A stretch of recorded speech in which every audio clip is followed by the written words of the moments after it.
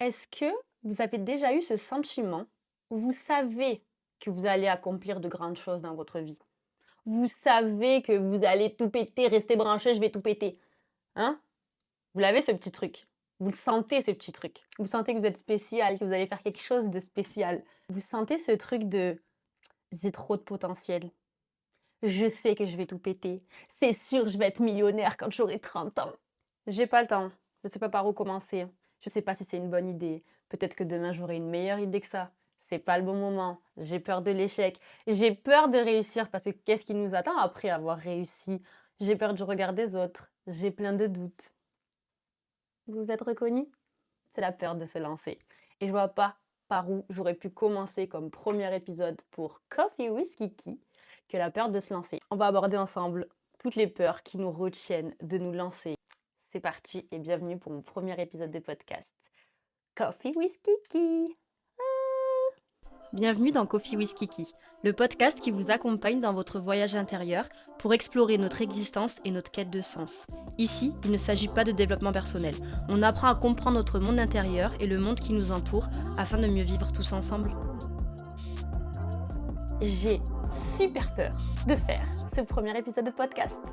Évidemment, parce que je sais que je vais bégayer. J'ai dû faire déjà 50 prises sur mon téléphone. Bref, c'est une catastrophe. Mais si je vous dis tout ça, c'est parce qu'il y a un mantra que j'applique au quotidien, mais vraiment. Et je remercie ma sœur de me l'avoir dit un jour. Fait, c'est mieux que parfait. Parce qu'il y a beaucoup de personnes qui sont perfectionnistes et qui, par conséquent, ne produisent rien. Ils veulent tellement que les choses soient parfaites, bien faites, correctement, etc., qu'au final, on ne fait rien du tout. Quand je me lance dans un projet, je me dis, juste commence, juste fais-le. Même si c'est pas parfait, fais-le. Parce que là, aujourd'hui, j'allais pas tourner la vidéo. Ça fait une semaine que je me dis, il faut que je fasse mon premier épisode de podcast. Ouais, d'accord, super, mais j'ai peur en fait. J'ai peur que ce soit pas parfait. Vous voyez, là, il y a une lumière qui est éteinte pour ceux qui l'ont en vidéo. J'ai une lumière derrière moi qui s'est éteinte. Et c'est ce genre de petits détails qui me stressent parce que c'est pas égal, c'est pas parallèle, vous voyez, c'est pas équilibré. Et du coup, je me disais, ah, ben peut-être que d'abord, il faudrait que je remette la lumière à charger et ensuite, je pourrais tourner l'épisode. Mais on sait très bien ce qui va se passer. Je ne vais pas tourner l'épisode d'aujourd'hui. Je la tournerai peut-être demain et demain, il y aura peut-être autre chose qui va se passer. Si c'est pas la lumière, ce sera autre chose. Et en fait, à force de remettre au lendemain parce que je veux que tout soit parfait, eh ben, on fait pas. Donc déjà, fait, c'est mieux que parfait. Donc aujourd'hui, on va faire ensemble. Et si c'est pas parfait, c'est OK, c'est pas grave. On apprend tous ensemble. Et en fait, j'aimerais qu'on vive mieux ensemble et que par conséquent, il faut que nous aussi on aille bien pour que tout le monde aille bien. Il faut qu'on se tende tous la main en fait. Il faut arrêter cette société individualiste. Il faut qu'on se tende tous la main. Aidons-nous les uns les autres. Et donc ce podcast, j'ai pas la science infuse. J'ai absolument pas la science infuse. Je me suis posé la question 50 fois de en quoi est-ce que j'étais légitime de prendre la parole sur certains sujets. Et en fait, je me suis dit, c'est juste mon expérience personnelle. Donc aujourd'hui, moi, je vais vous dire les petites choses qui ont pu me bloquer ou que j'ai pu observer chez les autres, chez mes amis, chez ma famille, etc., qui les ont empêchés de se lancer. On va voir ça ensemble et on va essayer de trouver ensemble quel levier on peut venir actionner pour pouvoir atteindre nos objectifs et juste être heureux en fait. Vous sentez cette petite flamme en vous là? Il est temps de la réanimer et il est temps qu'on devienne ce qu'on doit être. Donc, on va se poser ensemble la question de pourquoi est-ce qu'on a peur de se lancer? Oui, j'ai fait des petites notes sur mon PC comme une bonne étudiante. Eh oh, c'est mon premier épisode les gars, hein. Doucement, je suis déjà en train de parler depuis 5 minutes. C'est assez long, je trouve, pour une intro. Allez, c'est parti. Je pense déjà que se lancer, c'est un acte de vulnérabilité énorme. En fait, c'est comme si vous disiez au monde, voilà une part de moi, tenez, prenez-la. Je n'ai plus le contrôle dessus. Et ça, c'est difficile aussi. Qu'on veuille se l'admettre ou pas, c'est difficile. Donc ça déjà, faut être courageux. Faut être courageux, mais être courageux, ça veut dire qu'on a eu peur. Et qu'en ayant peur, on a pris la décision de se lancer. Mais alors, on a peur de quoi? On a peur du regard des autres, on a peur de l'échec, on a peur de l'incompréhension. Et même si vous me dites, oui, je m'en fiche du regard des autres, etc., etc., on est des animaux. On a besoin d'être accepté par nos semblables. En gros, cette peur du regard des gens, ça devient une espèce de prison invisible. OK? Donc je disais, on est des animaux, on a besoin d'être acceptés par nos semblables et forcément, ça peut créer une crainte d'être différent, mais pas de la manière cool qu'on aimerait être différent. Ensuite, vous allez avoir une autre barrière qui va être purement personnelle, puisqu'on est tous différents. La barrière familiale, la barrière religieuse, la barrière sociale, la barrière, culturelle. Donc, dans certains milieux, on va avoir des chemins qui vont être déjà tout tracés et il y a un plafond de verre et il y a tout ce truc de méritocratie, gna gna gna. Bullshit, OK? Il y a beaucoup de chance, il y a beaucoup d'opportunités qui s'ouvrent devant vous, mais ne venez pas me parler de méritocratie. Ne venez pas me parler de si tu veux vraiment, tu travailles dur et puis tu peux y arriver. C'est faux, c'est faux. Il y a aussi beaucoup de chance, il y a beaucoup d'opportunités, mais moi, ce que je vous propose, c'est d'être prêt à saisir l'opportunité qui va s'offrir à vous. Quand elle sera là, vous serez prêt. Vous serez prêt à ce point de bascule, en fait. Comprenez ce que je veux dire? J'aimerais en fait qu'on arrête ce discours moralisateur où on va dire aux gens, si tu travailles dur, tu vas réussir. Non, non, non. On n'est pas égaux face à la vie. On n'est pas égaux face à la vie. Ok? On a tous des vies complètement différentes. Peut-être que toi, il y a papa et maman qui t'aident. Peut-être que toi, tu n'as pas d'enfant et tu n'es pas maman célibataire. Peut-être que toi, tu es un homme et toi, tu es une femme. Peut-être que toi, tu es noir. Peut-être que toi, tu es blanc. Peut-être que toi, ton compte en banque est bien plus rempli que celui d'à côté. Peut-être que celui d'à côté a un rythme de vie qui est complètement décalé de la personne en face. Donc, chacun va devoir trouver comment faire avec ce qu'il a entre les mains et faire ce qu'il peut avec ce qu'il a. Il faut arrêter ce discours de se dire mais si tu travailles dur, tu peux y arriver comme tout le monde. Non, non, non, non. Par contre, on peut se préparer à certaines opportunités à saisir parce qu'il y a aussi beaucoup de chances qui rentrent en compte dans votre vie. Appelez ça comme vous voulez, pour ceux qui sont croyants, peut-être le destin, etc. Pour les autres, le hasard, pour d'autres, la chance, peut-être l'univers, appelez ça comme vous voulez. Mais moi, je crois à la loi d'attraction. Et je crois que si vous voulez quelque chose de vraiment très, très fort et que vous travaillez très, très, très, très dur, à ce moment-là, et je ne parle pas de méritocratie, à ce moment-là, vous pouvez être amené à rencontrer des personnes qui vont vibrer la même chose que vous. Vous allez vous retrouver dans certains cercles. Vous allez vous retrouver avec certaines personnes qui partagent les mêmes passions, les mêmes centres d'intérêt, les mêmes projets, les mêmes ci, les mêmes ça. Et là, c'est intéressant. Là, vous pouvez créer ensemble. Là, vous pouvez évoluer ensemble. Là, vous pouvez avoir votre carnet d'adresses qui est en train de s'agrandir. C'est une richesse d'avoir un carnet d'adresses. C'est une richesse extraordinaire. Et toutes ces choses-là, ne me parlez pas de méritocratie. OK? Par contre, vous pouvez être prêt à sauter dans le train quand il arrive. OK?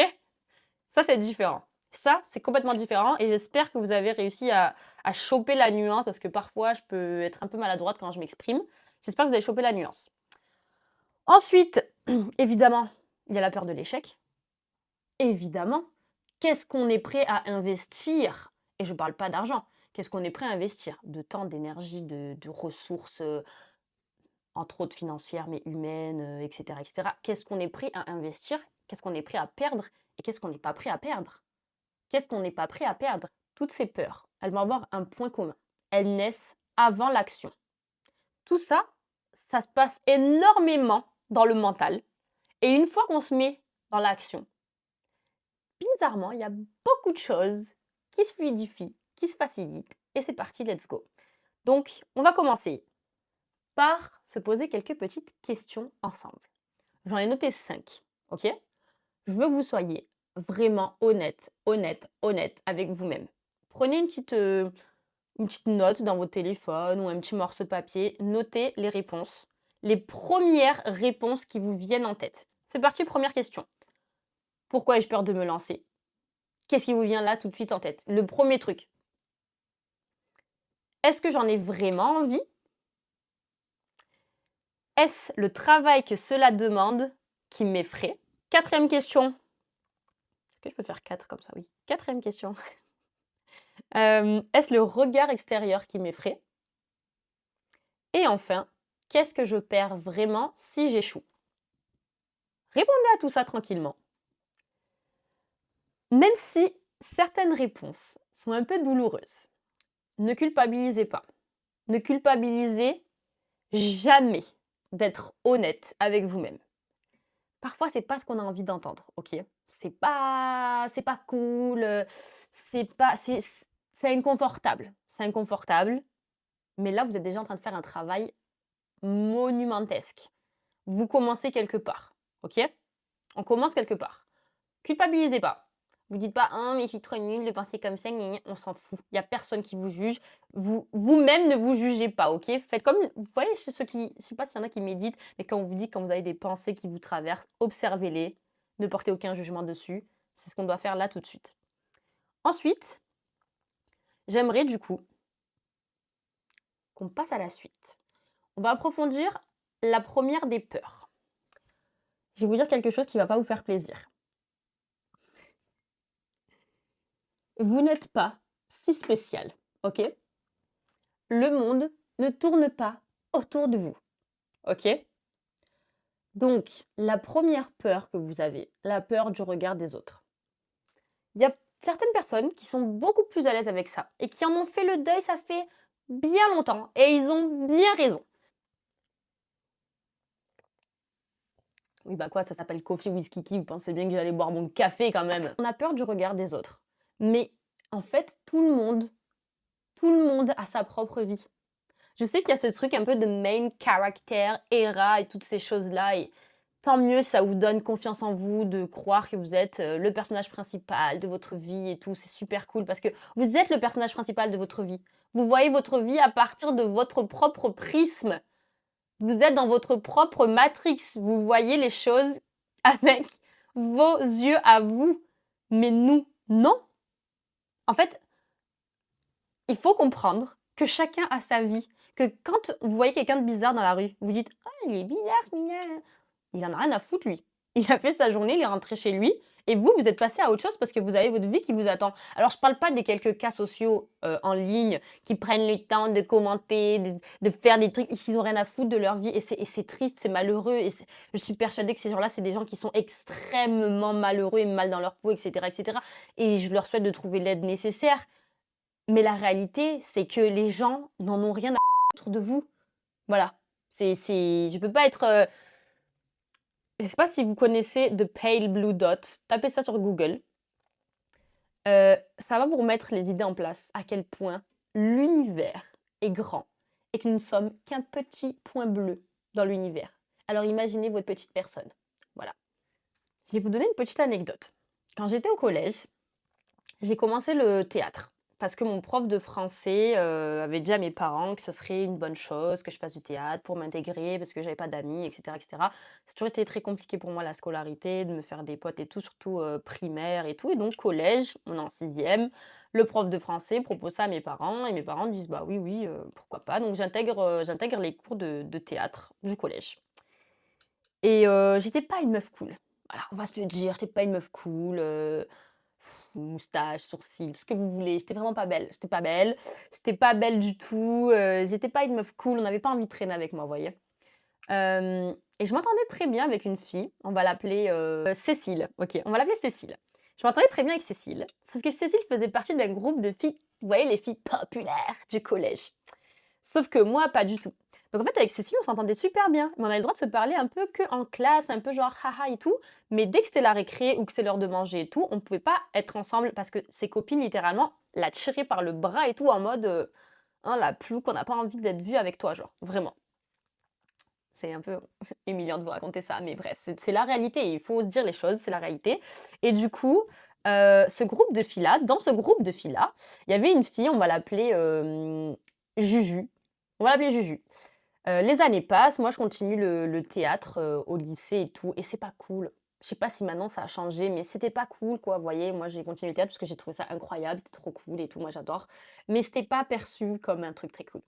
Donc je continue le théâtre et tout et un jour je croise cette Juju dans le métro et cette Juju m'aborde comme si on était de grandes amies, vous voyez? Alors que quand je vous dis que toute ma scolarité, elle s'est foutue de ma gueule et elle n'a jamais, daigné, être très sympa avec moi et donc cette Juju, elle me dit, «Coucou Rana, ça va et tout? Tu deviens quoi et tout?» mais vraiment avec grand engouement, vous voyez? Et en gros, elle me fait un enfin on discute et tout, très brièvement et elle me dit: en vrai, tu continues encore le théâtre et tout?» Je lui dis: «Bah ouais, carrément, moi je crois que c'est la période où je rentre au cours Florent et tout». Je dis: «Ouais, ouais, carrément et tout» et elle me dit, «Ah putain, c'est trop cool et tout, j'avais trop envie d'en faire, mais j'ai jamais osé. J'avais peur, j'avais un peu peur, quoi».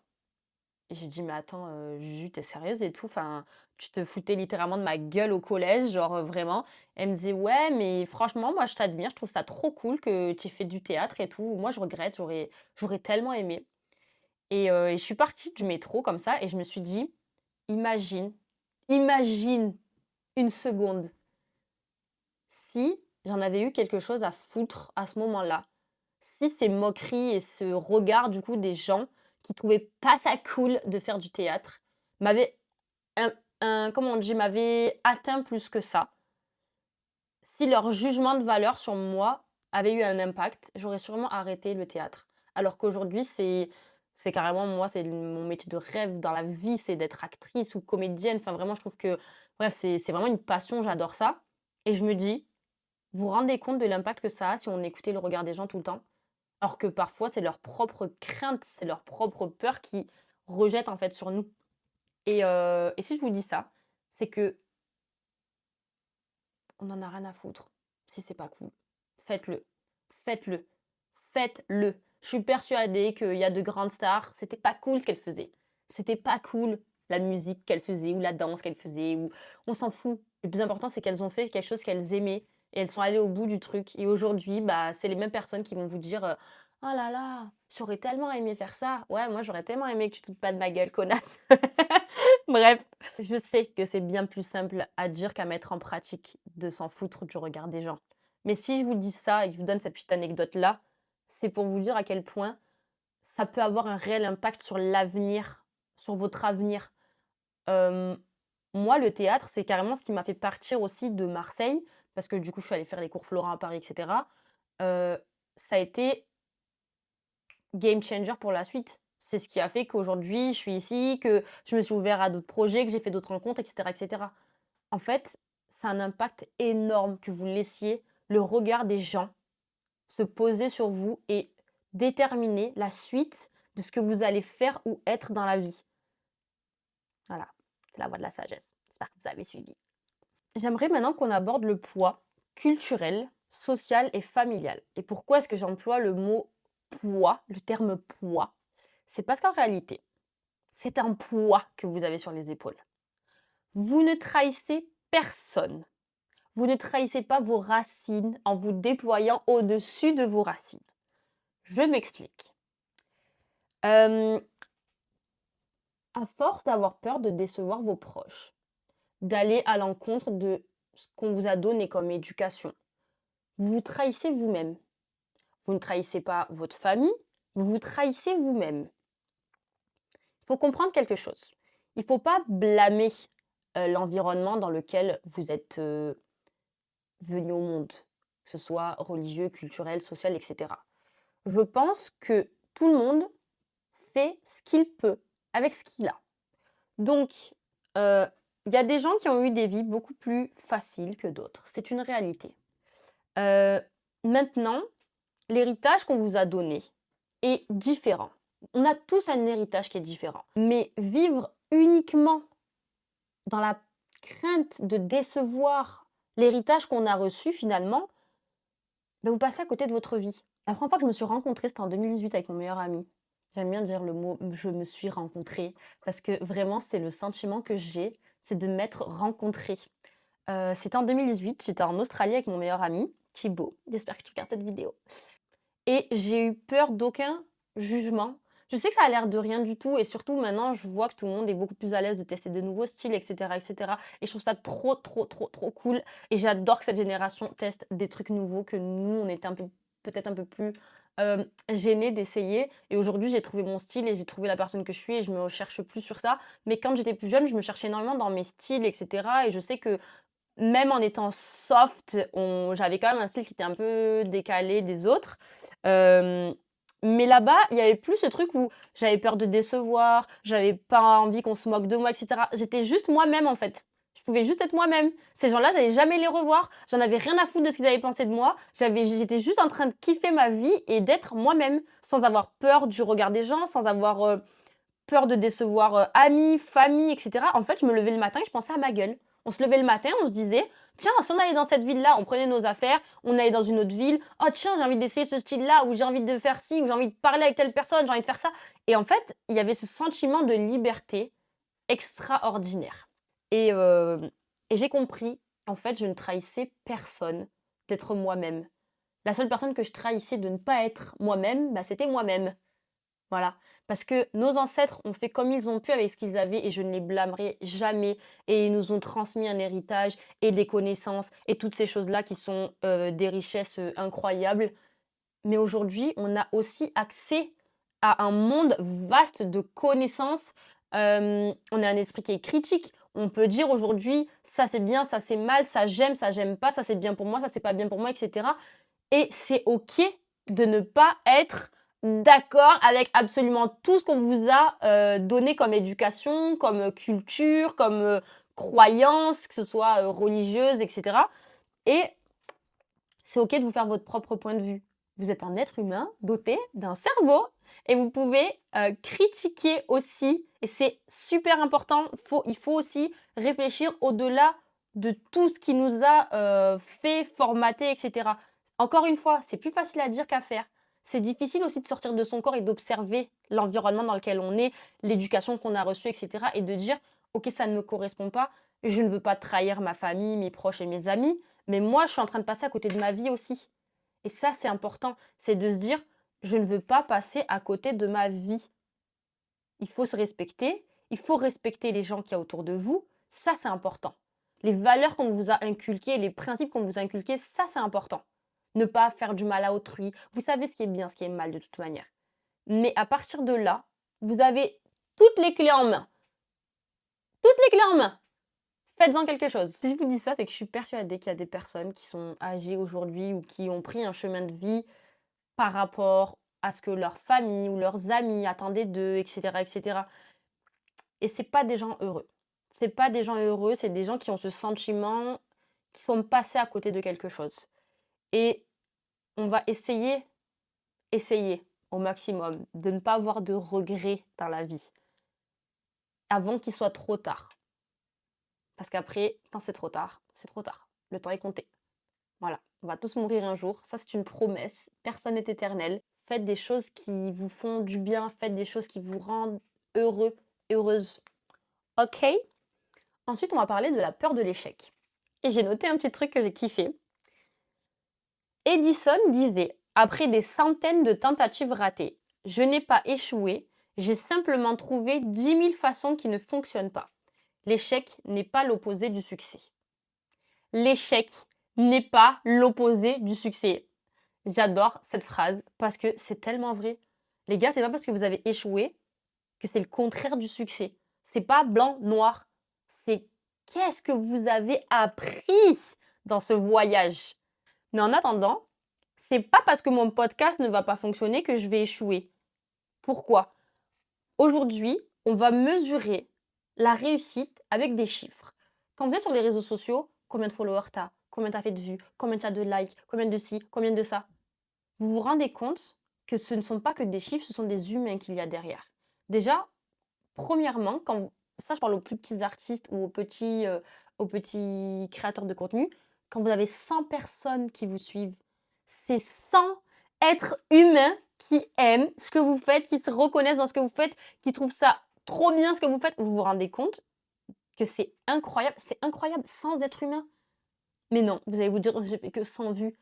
100 vues, 100 personnes. Enfin, bref, moi je trouve ça complètement dingue comment on est déconnecté des chiffres. J'essaye complètement de ne pas regarder les chiffres parce que je trouve ça tellement déprimant. Moi, quand j'ai 3 likes, je me dis, il y a 3 personnes, il y a 3 humains dans cette salle. Là, je mettrai 3 humains derrière moi qui vont me dire, ah, c'est trop bien ce que tu as fait. Et je trouve ça trop cool.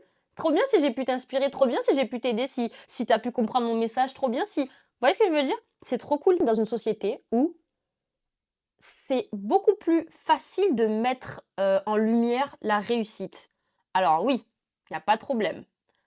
Tous ceux qui réussissent, vous les voyez sur les réseaux sociaux. Hein. Ça y va, les photos, les trucs, les machins, les mises en scène et tout. Mais il y a pas beaucoup de monde qui vont mettre en lumière leurs échecs. Parce que c'est pas glamour d'échouer. C'est pas glamour de dire: «J'ai raté, j'ai investi tant, c'est humiliant, c'est» mais c'est la réalité. Vous êtes beaucoup plus confrontés à voir des images de gens qui réussissent, derrière vos écrans en scrollant et vous, ça vous fait passer pour des personnes: «Oh mais je sais pas ce que je veux faire de ma vie moi, oh là là, la vie des autres, elle a l'air tellement géniale comparée à la mienne» et cetera. Ils ne vous montrent pas tout et c'est pour ça que je tenais à faire la vidéo où j'ai expliqué mon échec de pourquoi est-ce que j'étais partie des réseaux sociaux aussi, mais c'était un échec et il faut aussi en parler et c'est OK et la vie, c'est ça, c'est des hauts, des bas et c'est OK. La peur de l'échec, je la comprends. Je comprends ces gens qui se mettent la pression, qui ont envie de réussir à tout prix et cetera, mais la réalité, c'est que c'est une très bonne chose d'échouer. C'est une très bonne chose. Vous apprenez, il n'y a pas meilleur maître sur cette terre que l'échec. C'est un maître incroyable et je vous souhaite d'échouer. Je sais que c'est pas une mentalité française, je sais qu'on a un peu peur de ce truc-là, mais je vous jure que c'est génial d'échouer, c'est génial de se casser la gueule, c'est génial de se relever à chaque fois et de se dire: «OK, qu'est-ce que je fais différemment maintenant? Qu'est-ce qui n'a pas fonctionné? Qu'est-ce que j'en tire comme leçon? Quelle expérience je tire de tout ça?» C'est une grâce d'échouer. Vous êtes vivant, vous avez essayé quelque chose. C'est exceptionnel d'échouer. Je souhaite à tout le monde d'échouer. Je vous souhaite d'échouer. Les gens vont se dire: «Elle est horrible, c'est quoi ce bordel? Je pensais qu'elle voulait nous aider à nous lancer». Oui, mais l'échec, ça fait partie de la vie. Ça fait partie de la vie, les gars, vous pouvez pas toujours réussir. Je sais que vous vous dites: «Ah, va des rétro Satanas, tu veux mon mal. Arrête de me souhaiter, mon échec». Mais c'est pas ça, moi je vous souhaite de réussir, je vous souhaite de réussir absolument tout ce que vous entreprenez dans votre vie, mais gardez en tête que c'est une grâce d'échouer, que si vous réussissez à en tirer les bonnes leçons, ça n'a pas de prix. Ça n'a pas de prix. Et tant que vous n'avez pas tiré les bonnes leçons, vous allez refaire les mêmes erreurs. La vie va vous mettre dans les mêmes conditions, tant que vous n'avez pas compris votre leçon. La vie, c'est une expérience, les gars. La vie, c'est une expérience. Le jour où vous allez comprendre que la vie, c'est un jeu, c'est une expérience, et que un jour tu gagnes, un jour tu perds, mais qu'est-ce que tu fais de ton échec? Est-ce que tu en as appris quelque chose? Est-ce que tu en as tiré quelque chose? Tant que tu n'en as rien tiré, tu vas te recasser la gueule.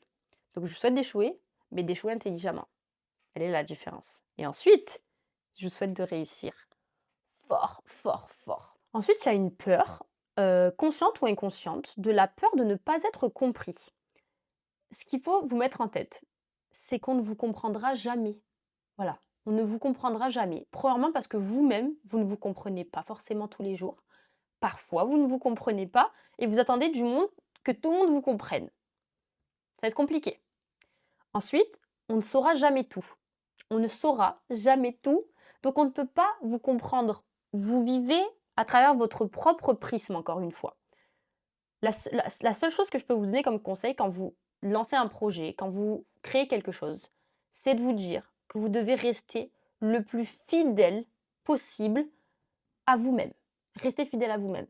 Parfois, ça va venir résonner chez une majorité plus grande ou parfois plus petite. Parfois, vous allez être surpris de la réaction des personnes en face de vous, qui peut être positive, négative, etc. Mais le plus important, c'est que vous restiez fidèle à vous-même. Je sais que c'est frustrant. Parfois, je sais que j'ai pu être maladroite aussi quand je m'exprime. J'ai envie de dire A, je dis B, les gens comprennent C. Et c'est super frustrant parce que je dis: «Mais c'est pas du tout ce que je voulais dire, c'est pas ça que je pense, j'arrive pas à le dire, ah!» Et ça m'a empêché plus d'une fois de prendre la parole en public parce que j'avais peur de ma maladresse et j'avais peur que mon message soit mal interprété. Et à part dans mon groupe d'amis très proches où je sais qu'ils savent que je suis maladroite. Et du coup, il y a ce point en moins où juste je dis tout ce que je pense et après je rectifie le tir en disant: «Non, attends, c'est pas ça que je voulais dire, c'est ça, c'est ça, c'est ça». Et en fait, j'ai eu de la chance où ça a résonné sur ce petit groupe de personnes. Et du coup, c'est devenu mes meilleurs amis.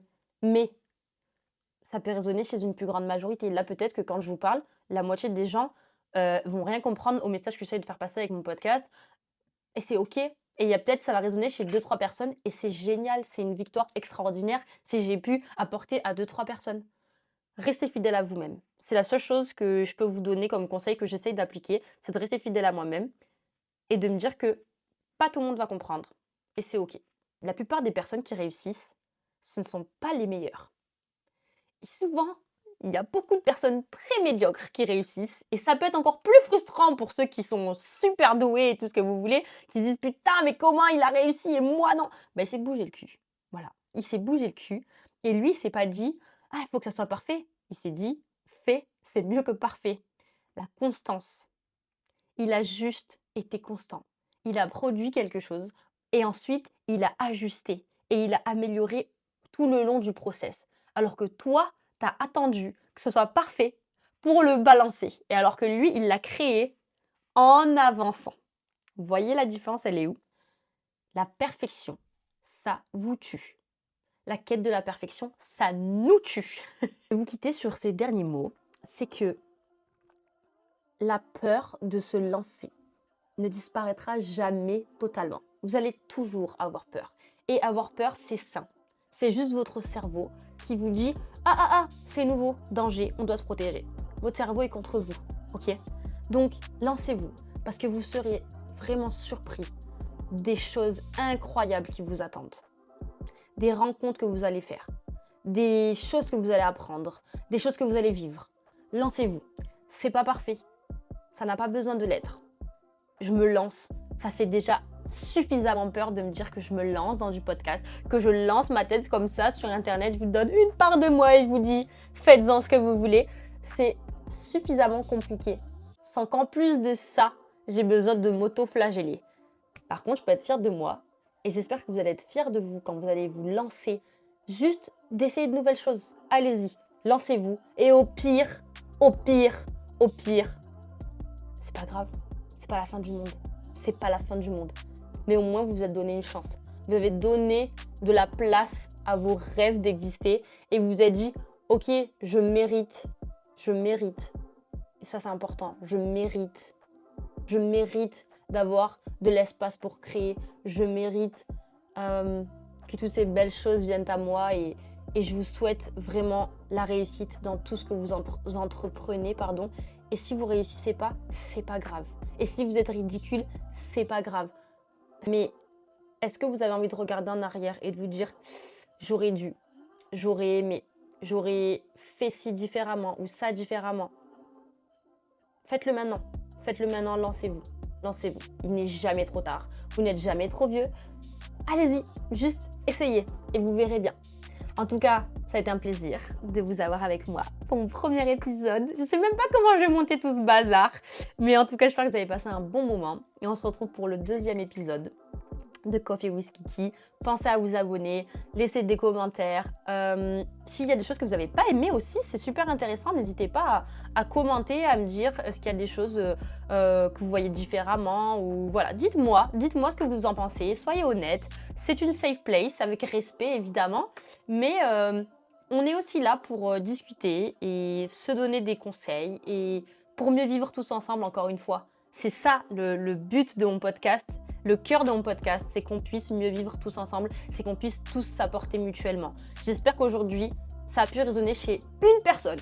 S'il y a une seule personne que j'ai pu aider un tout petit peu, j'ai réussi. Je peux aller dormir tranquille ce soir. Je suis la plus heureuse du monde. Prenez soin de vous, prenez soin de vos amis, de vos familles et on se retrouve bientôt.